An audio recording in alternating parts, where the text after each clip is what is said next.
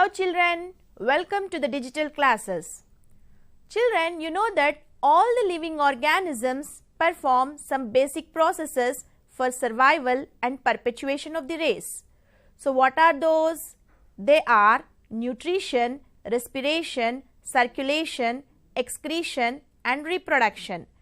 Out of these five, the first four, they help in the survival of the organism, whereas reproduction, this is the life process which helps in perpetuation of the race. So today we are going to discuss about reproduction.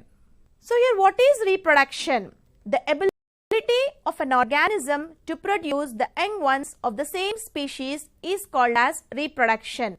Re means again, production means giving. So reproduction means nothing but again giving birth to the organisms.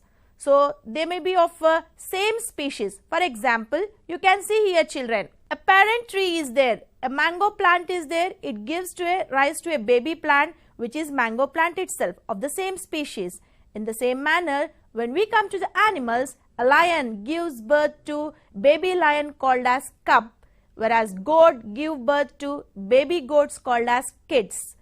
Dogs give rise to baby dogs called as puppies. Sheep give rise to lamb. In the same manner, human beings give rise to the same species, they are called as babies. So this is nothing but the reproduction. So reproduction, it is essential for the continuation of the species. Continuation in the sense for continuation of the race from one generation to another generation. This is called as perpetuation. Hope you have understood children. So already in the last class you might have studied that reproduction is of two types. What are those? They are asexual reproduction and sexual reproduction. See here children, there are two modes of reproductions. They are asexual reproduction and sexual reproduction. So what is asexual reproduction? The process of reproduction where there is no production and no fusion of gametes, that is called as asexual reproduction. It mostly occurs in the lower organisms, that is microorganisms. Here in this process, gametes are not produced. As gametes are not produced, automatically there will be no fusion of gametes. That type of reproduction is called as asexual reproduction.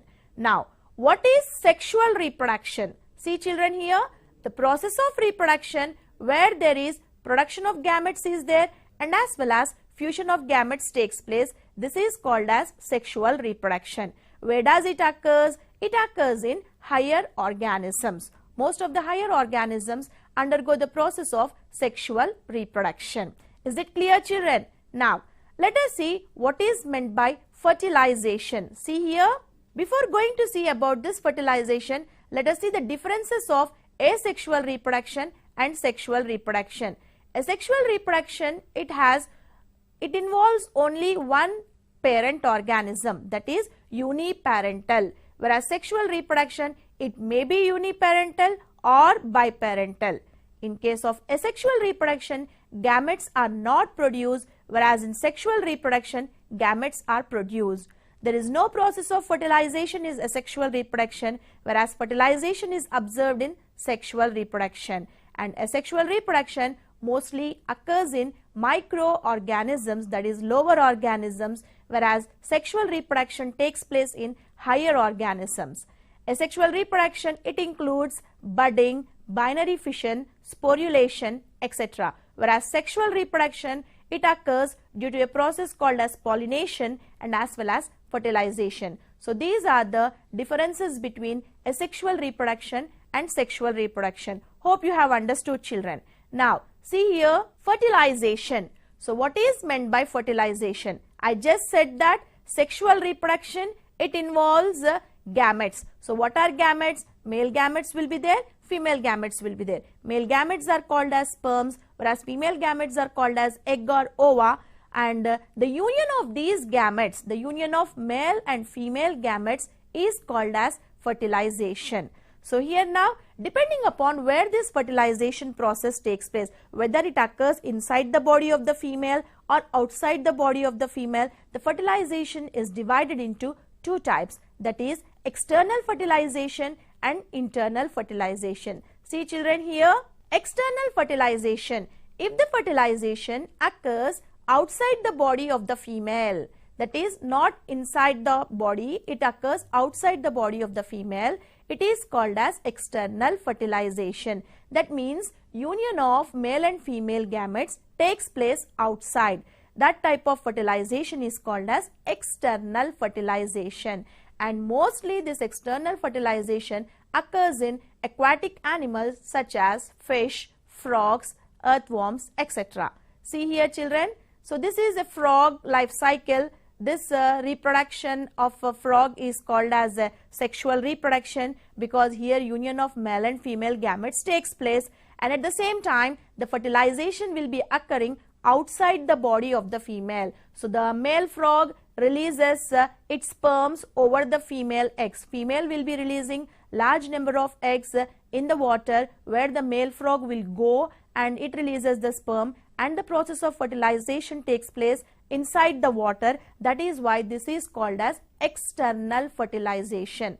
As this external fertilization is what we say here, it is not under the control of human beings, it is under the control of nature. So due to that one, so many number of eggs are produced because so by chance if one is lost, other may undergo the process of fertilization. That is why the reason during the process of external fertilization, large number of eggs and large number of sperms are produced. Next, internal fertilization. If the fertilization occurs inside the body of the female, it is called as internal fertilization, and this internal fertilization mostly occurs in the higher organisms, and here mostly the organisms which are living on the land undergo the process of this internal fertilization. And here let us see now the differences between external fertilization and as well as internal fertilization. See children here, external fertilization. Fertilization which occurs outside the female body is called as external fertilization, whereas if it occurs inside the female body, it is called as internal fertilization. In external fertilization, chances of survival of offspring is less, hence more number of eggs are produced. Whereas coming to the internal fertilization, chances of survival of offspring is more, hence less number of eggs are produced. External fertilization occurs in aquatic organisms such as frogs, fishes, starfish, etc. Whereas internal fertilization takes place in cows, hens, human beings, etc. Children, I think you have understood now what is the difference between asexual and sexual reproduction and what is the difference between external and internal fertilization. Now, we will be discussing about the human reproductive system in detail. So the next one topic is human reproductive system. You know that human beings are bisexual or unisexuals. They are unisexuals. That means they have only one reproductive organ in an organism. That is, male animal is different and female animal is different. Okay, now, so male organism. So coming to this human beings, male organisms and as well as female organisms, they will be having their reproductive organs which helps in the process of sexual reproduction. So we will be seeing now in detail about the male reproductive system and female reproductive system, how the process of fertilization takes place and how the process of childbirth takes place. See children here, human male reproductive system. So this is the male reproductive system. You can see different parts of the male reproductive systems. They are testis, vas deferens, prostate glands, urethra, seminal vesicles, epididymis, penis, all these things. So these are the different parts of the male reproductive system. So male reproductive system, it includes a pair of testes. So here a pair of testes are present outside the abdominal cavity in the case of male organisms. So they are present in a bag-like structure. Those bag-like structure is called as scrotum. It is present outside the abdominal cavity. Why the complete system is present inside whereas the only testes are present outside? Because so it requires somewhat less temperature than the human body. Some 2 to 2.5 degrees less temperature will be present outside the body. That is why these testes are present outside, so they can produce the sperms of good quality. So that is one pair of testes are present. Now inside this testis, small tube-like structures are present. Those are called as seminiferous tubules. So what is the function of this seminiferous tubules? They produces the sperms. Sperms are nothing but they are the male gametes. Now the seminiferous tubules, whatever they produce as the sperm, they will be entering into tube-like structures. Those tube-like structures are called as vas efferentia. What they are called as? Vas efferentia. Now all the vas efferentia, they will be opening into another tube-like structure that is called as epididymis. So epididymis is the place where the sperms are stored. And now from the epididymis, so either side of the testis, from the epididymis, the sperms will be moving into a long tube-like structure. That long tube-like structure is called as vasa differentia. What it is called as? Vasa differentia. So here you can see children here. So a pair of testes are present here. So these are a pair of testes. They will be inside this. The seminiferous tubules are present. Inside the seminiferous tubules, the sperms are produced. Now it will be taken up by the vas efferens. From the vas efferens, they enter into epididymis. From the vas epididymis, it enters into another tube-like structure called as vas deferens. Now from the vas deferens, here they will be moving into urethra, and from the urethra they will be, sperms will be expelled outside. And the process of expelling of the sperms outside the body of the male is called as ejaculation. It is called as ejaculation.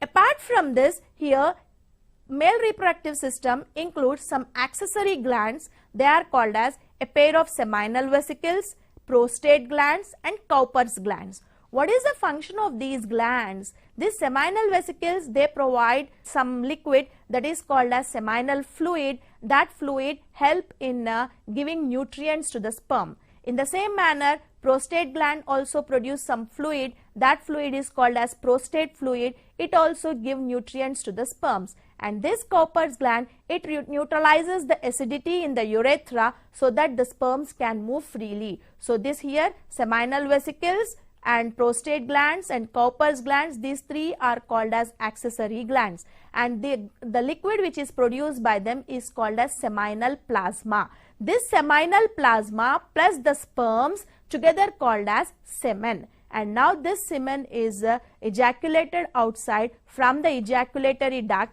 and here you can see a structure called as penis is present. From this, the sperm, what we say here, the semen is excreted outside, and that process is called as ejaculation. So this is about the human male reproductive system. And males, they will be producing the sperms from nearly about 13 or 14 years of age, and it will be ending till their a long time. So here, but the production of sperms may be reduced as the age will be increasing. So now this is about the male reproductive system of human beings, and I said that what is produced? Semen is produced. Semen is having seminal plasma and sperms. And what are sperms? Sperms are nothing but the male gametes. So here, now let us see the structure of sperm. So this is the sperm. So sperm, it is having here different parts. It is having head, tail, and which is connected by neck. This is head, this is tail, this is connected by neck. And head is having a pointed structure. This pointed structure is called as acrosome. This acrosome helps in penetration into the ovum, and this head will be having nucleus inside it, and the neck will be having mitochondria which helps in giving energy to the sperm, and this tail, it helps in swimming. It helps in moving from one place to another place. So here sperms are motile. That means they can move from one place to another place, whereas ovum, that is immotile, it cannot move, it is stationary, whereas sperms can move from one place to another place, and these are produced by the testis, that is the male reproductive organ. So this is about the male reproductive system of human beings. Next, let us see about the female reproductive system. So here, this is the female reproductive system. The female reproductive system, it includes one pair of ovaries. So these are a pair of ovaries. They are located in the abdominal cavity. Inside the ovaries, the ovum will be present. Now the ovum which is released, it will be taken by the tube-like structures. These tube-like structures are called as fallopian tubes. And here these fallopian tubes will be having finger-like projections which helps in taking the ovum from the ovary, and they will be traveling into a sac-like structure. This sac-like structure is called as uterus. Uterus is inverted pear-shaped structure. It is having the structure of inverted pear-shaped. And now inside the uterus the linings are present, and the inner this lining is called as endometrium, which is this is called as endometrium, and this helps in what we say here, the egg which is released, it will be present there. And these are the other parts of this female reproductive system, that is cervix and vagina. So these are the different parts of the female reproductive system.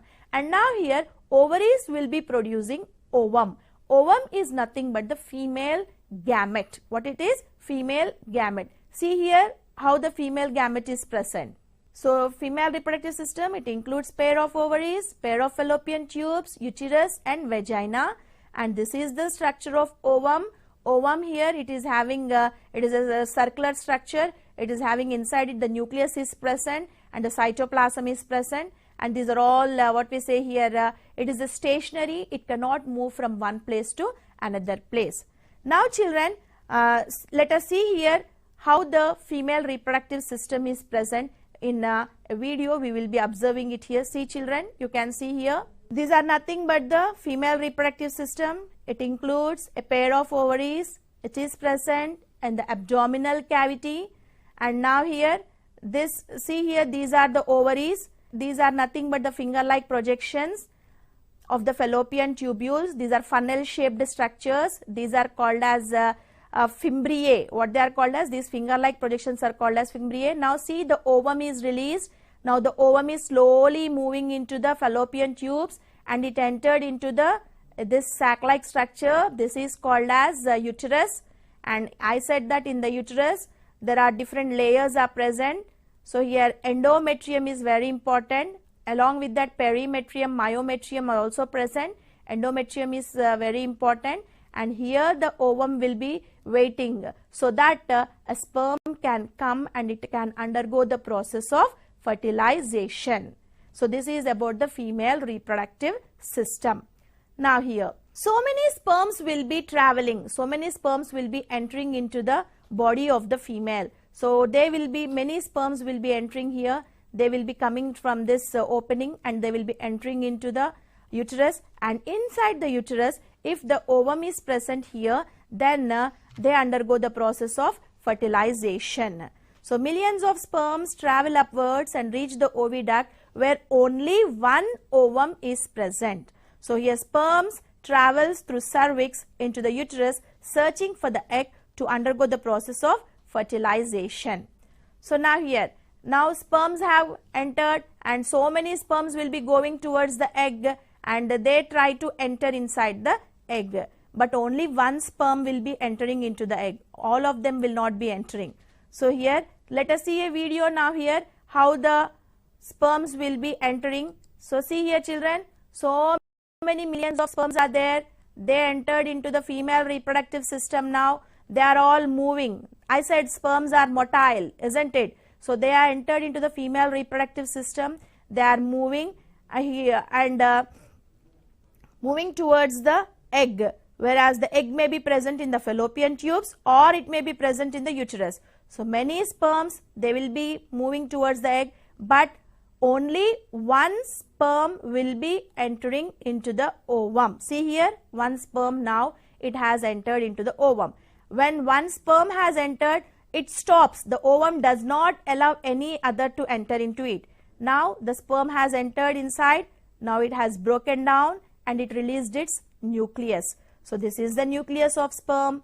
Now it is waiting for the nucleus of ovum. So now both of them undergo the process of fusion, and this fusion is called as fertilization. After the fertilization, zygote is formed. Now the zygote, it undergoes the process of cell division and it produces large number of cells. See here, a group or mass of cells are present. So slowly it undergoes the process of cell division, and this fertilized egg, that is called as zygote, it moves in the uterus or in the fallopian tube, and finally after entering into the uterus, a particular point, it will be what we say here, attaches to the wall of uterus. That I said endometrium is present, it attaches there, and this process of attachment of the to the uterine wall is called as implantation. What it is called as? Implantation. After getting implanted, slowly the development of the uterus takes place. Have you understood, children? See here.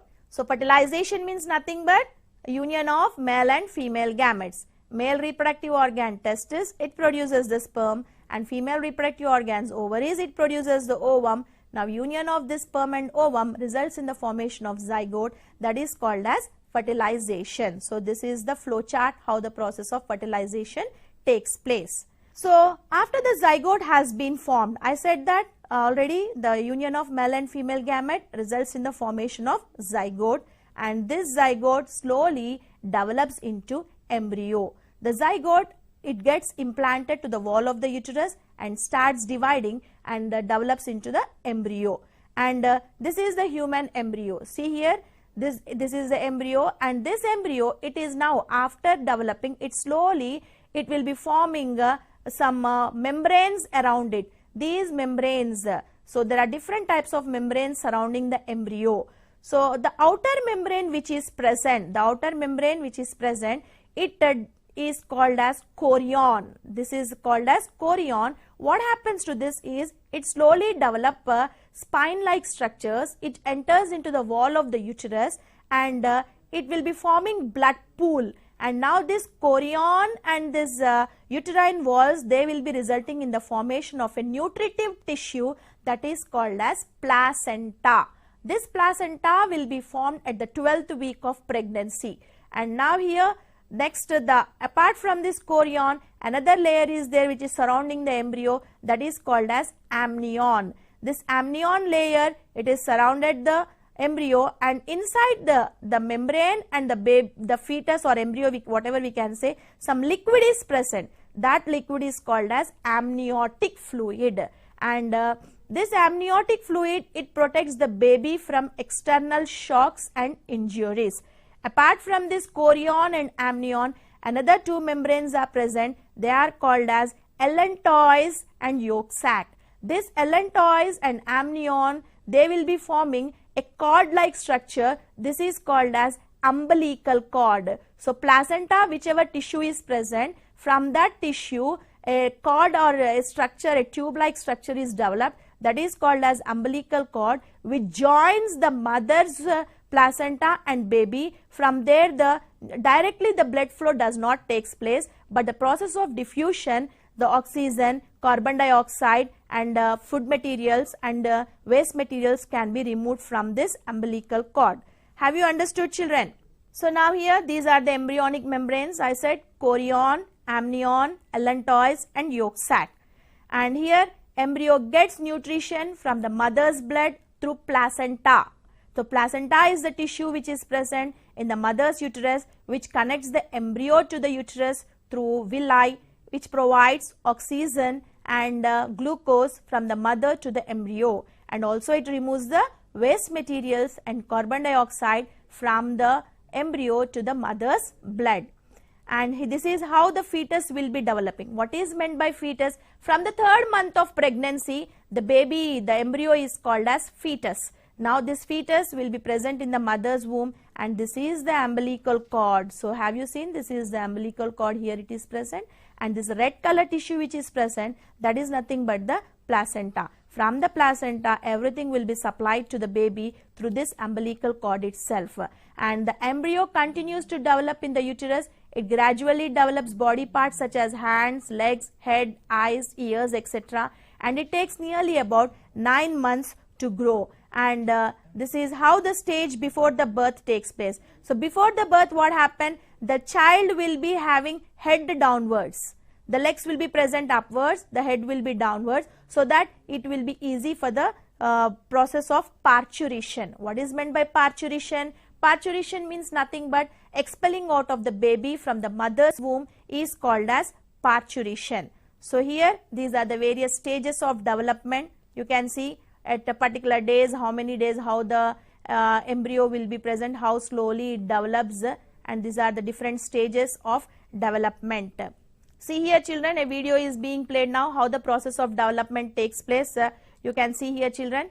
So I said that already here, union of gametes takes place, results in the formation of a zygote. Zygote slowly develops into embryo. Now the embryo slowly develop different organelles, and from the 3rd month of pregnancy, the baby is called as fetus. Slowly they develop different parts. So you can see here a red colored structure is being developed, that is nothing but slowly heart formation takes place, and it starts beating. Have you seen it? So here this is how the different body parts are being formed. Head is being formed, and there are different parts such as legs. All slowly the different organelles will be forming, and slowly different systems will be forming. For example, you can see here a circulatory system. Circulatory system slowly develops here. You can see the different types of organs are also being formed. So these are RBC. So here how the circulatory system develops, and how the process of each and every circulatory system develops, and slowly it develops into a complete baby. And you know that for this development it takes nearly about 9 months period duration will be taken, and that period is called as gestation period. And this gestation period, during this gestation period, the baby will be in the mother's womb and developing different organelles. You can see children here, slowly the transformation of baby is taking place here. The different organs are being formed here. So different structures are also being formed, and completely you can see here organs such as ears, and as well as eyes, nose. So like this, the complete baby will be formed within that stipulated time, that is gestation period, that is nearly about 9 months it takes place for the formation of this baby. So here this is about how the developing fetus takes place in the mother's womb. Then after this one, what happens, this gestation period, this is also called as pregnancy period. After completion of this period, a baby is born, and here the childbirth will be done by different ways. So here vacuum assisted birth will be there, forceps assisted birth will be there, or sometimes by operations the baby birth will be taking place. And after this childbirth, here sometimes what happen, the baby will be expelled outside. After the baby expelling outside, the material which is present, the what we say here, the excess growth of the uterus which is present, that will also be expelled outside. That process is that is called as afterbirth. So the parturition process is completed, the baby is coming outside. After the baby coming outside, the substances which are present, the excess growth which is present, that also come outside, that is called as afterbirth. And after this process, what happens, milk will be secreted from the females, that will be slight yellowish colored liquid will be released from the beginning at the first few days, that is called as colostrum. And this colostrum is very healthy, it will be for 3 to 4 days it will be secreted, then afterwards milk will be coming. So now here during all these periods the menstrual cycle will stop, and once the milk production stops, again what we say here, this menstrual cycle will start. So it is not compulsory that the process of fertilization occurs always. You know that here every month the ovum is released once in a month, but every time the process of fertilization does not takes place. In some cases the fertilization takes place, in some cases the fertilization does not takes place. Why the fertilization does not takes place? See here children, why the fertilization do not occur, may not had any sexual intercourse, maybe the sperms may be inactive, maybe due to some reasons the vaginal acidity may be increased, maybe the sperms did not reach the ovum. So if the egg is not fertilized, so if a process of egg fertilization does not takes place, what happens, the egg lives for 1 day, and after 1 day what happens, it will be expelling outside, it comes outside along with this thick whatever the growth is there, and that is, you know, that is called as menstruation. So this is menstrual cycle. So this is about how the process of childbirth takes place. So what we have seen how the male reproductive system is there, how the female reproductive system is there, how the process of fertilization takes place, and how the childbirth takes place. Hope you have understood, children. So now here let us recapitulate what we have studied till now. I hope, children, you have understood the lesson. Let us once again recapitulate what we have studied till now. So let us see now here what we have learnt. Reproduction is necessary for perpetuation and continuation of life. Reproduction, in which union of male and female gametes takes place, is called as sexual reproduction. Next, sperm is the male gamete whereas ovum is the female gamete. Fertilization results in the formation of zygote. Zygote develops into embryo. After gestation period, the childbirth takes place. Now children, see here, improve your learning. How sperm cells adapted for their function? What provides nutrients to the growing fetus inside the uterus? What is the job of amniotic sac? What are the advantages of sexual reproduction? What happens to the wall of uterus during menstruation? So try to complete this work. Apart from this, in your SIET website, some assignments are there. You please follow that one also and complete it. Hope you have understood, children. Thank you.